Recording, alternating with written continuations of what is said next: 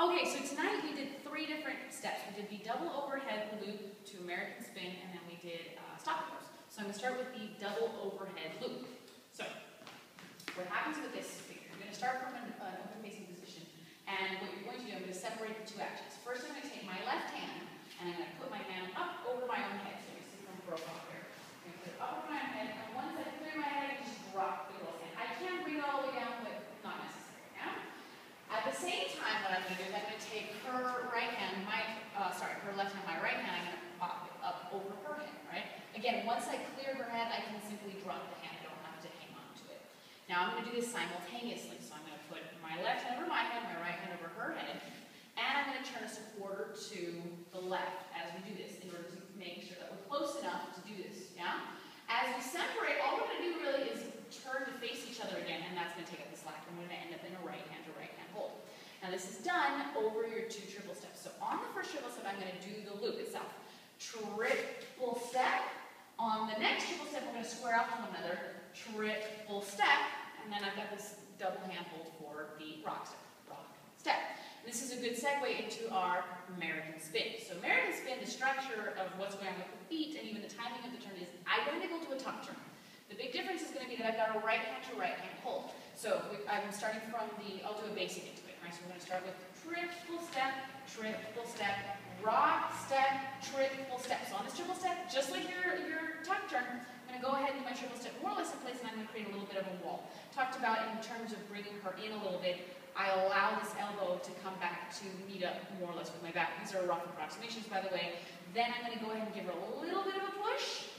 As I do my next triple step, and I'm going to catch her with my left hand into the rock step. Yes? Thank you, ma'am. I'm going to borrow you, sir. I'm going to show the ladies part. So, from this right hand to right hand hold, we start with, we're going to go ahead and do basic again. Triple step, rock step. As he pulls his hand back, I'm going to go ahead and let that right side follow through, right? So I'm going to do a triple step more or less in place. Triple step. Then he's going to basically give the hand a little bit of a push, and that's going to tell me to do my next triple step. Depending on how, and just like for the tuck turn, depending on how much you spin initially off of that step, the less you're going to turn on the actual triple step, right? If you're not feeling comfortable with spins yet, you can still just, from right here, start your triple step and slow the whole thing down a little bit. That's all, anywhere in between there is legitimate, okay? So those are the 2 steps. Then the last thing we did was something called stop and go. So stop and go starts from that open facing position. I'm going to borrow you. So what's going to happen with stop and goes is that we're here, right? We're going to start with the rock step. So we've got rock step, and I'm going to start like an underarm turn to left. Triple step. But the difference is that I'm going to catch her before she finishes the next triple step, and I'm only going to allow her to take a rock step back, and I'm going to rock step forward. Rock step. And I'm going to send her back out, triple step, and we rock step again. And I can repeat this pattern as many times as I like. Triple step, rock step, triple step, rock step, triple step, rock step. Now, one thing to pay attention to, guys, to make sure that she knows that this is a stop and go and not something else, not just an under turn left, is that as she does that first triple step, I'm immediately going to put my right hand on her back. Triple step.